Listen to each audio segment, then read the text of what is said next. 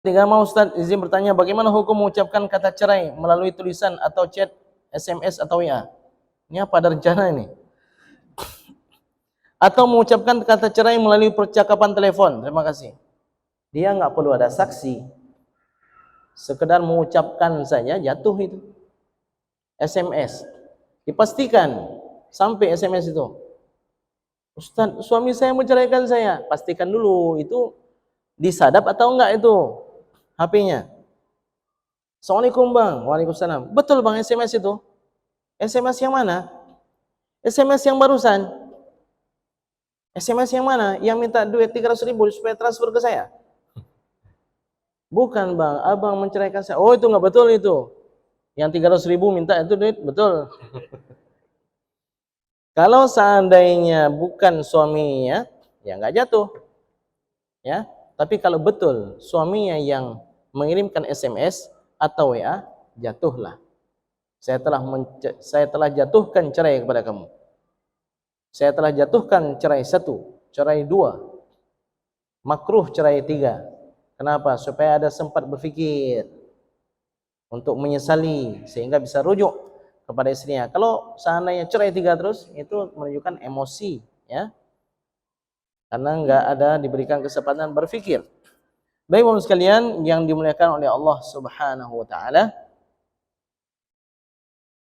ada 3 kata. Seriusnya jatuh serius, main-mainnya pun jatuh serius. Ini harus hati-hati. Salasun jidduhunna jiddun. 3 perkara, seriusnya jatuh serius, wa hazluhunna jiddun.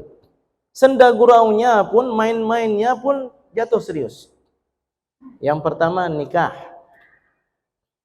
Kalau bapak mengatakan kepada seorang laki-laki, saya punya anak putri namanya Fulana, saya nikahkan kepada Anda. Saya terima nikah putri bapak untuk saya. Saya main-main aja tadi. Jatuh serius. Tapi saya kan nggak sebutkan mahar. Mahar itu bukan rukun nikah. Nggak disebutkan dalam akad, maka menjadi mahar. Mahar apa? Mahar misil. Kalau disebutkan mahar musamma. Kalau mahar musamma, mahar disebutkan jatuhnya kewajibannya bayar mahar itu. Kalau sana tidak disebutkan, maka dilihat kakaknya apakah sudah menikah duluan, lalu ditimbang-timbang, diperhitungkan menjadi mahar misil. Yang pertama nikah, yang kedua talaq. Main-mainnya pun jatuh serius. Dan yang ketiga rujuk. Sudah diceraikan, baliklah. Nggak enak makan malam ini. Itu jadi rujuk, ya. Jadi 3 kata, seriusnya jatuh serius, main-mainnya pun jatuh serius. Baik, demikian. Mungkin ada pertanyaan dari Bapak? Ya, silakan. Nah, terima kasih. Nanti saya tanyakan ini. Hari tadi saya dengar, memang perceraian seharusnya jangan. Tapi ada juga orang mengatakan, dia menceraikan istrinya tanpa diketahui oleh istrinya. Saya bercerai sama istri saya, kan itu aturan. Apa hukumnya? Yang kedua, saya pernah dengar masalah cerai cina buta. Bagaimana pula cerai cina buta? Kan ada cerainya cina buta. Ya. Assalamualaikum warahmatullahi wabarakatuh. Waalaikumsalam. Yang pertama, cerai itu nggak mesti dengan pengetahuan istri.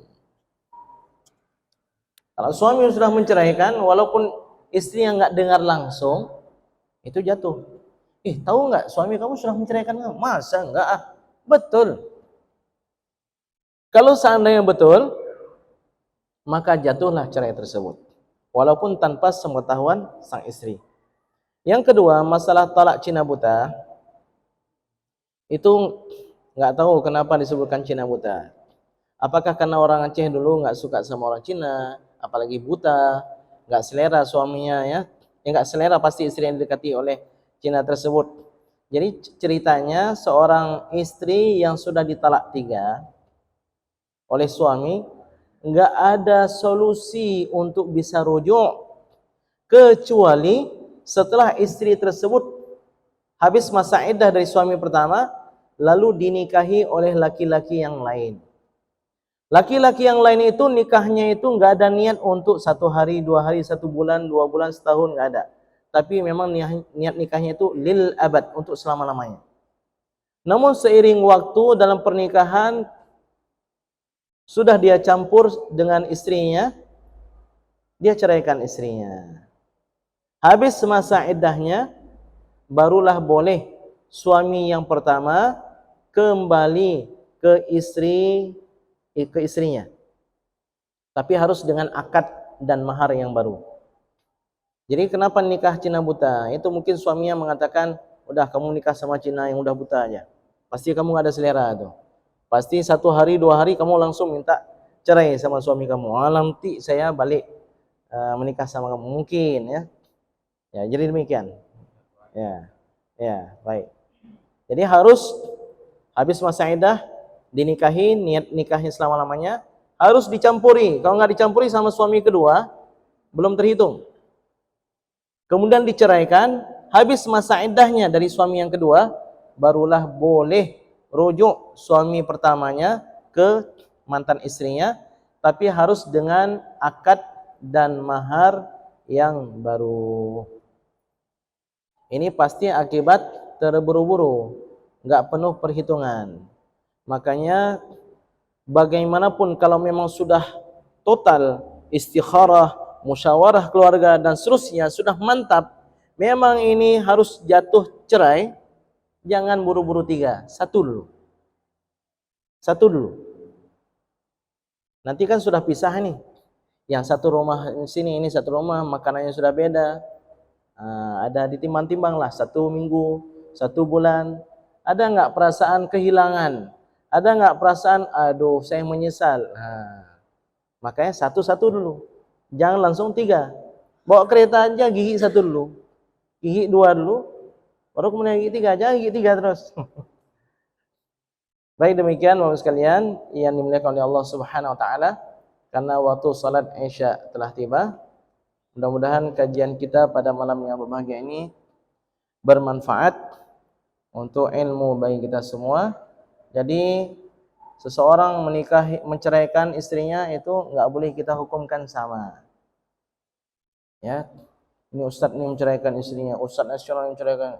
Belum tentu, kita nggak tahu rumah tangga orang. Yang kita tahu hanya sampulnya, isi dalamnya kita nggak tahu. Jadi jangan kita yang menghukumi. Ya. Yang penting bagaimana rumah tangga kita itu bisa bertahan selama-lamanya. Terlebih kalau kita punya anak. Karena saya melihat banyak anak-anak bermasalah karena orang tuanya broken home.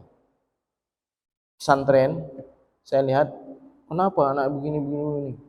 Rupanya broken home. Ada lagi anak yang bermasalah begini-begini. Teliti, broken home juga. Rata-rata anak broken home. Maka demi menjaga hak anak, Bapak Ibu sekalian, jangan buru-buru melangkah ke sana, kecuali. Ya. Baik, wallahu a'lam. Kita sudahi dengan membaca doa kafaratul majlis. Subhanakallahumma wa bihamdika asyhadu an la ilaha illa anta nastaghfiruka wa natubu ilaik. Wassalamu alaikum warahmatullahi wabarakatuh.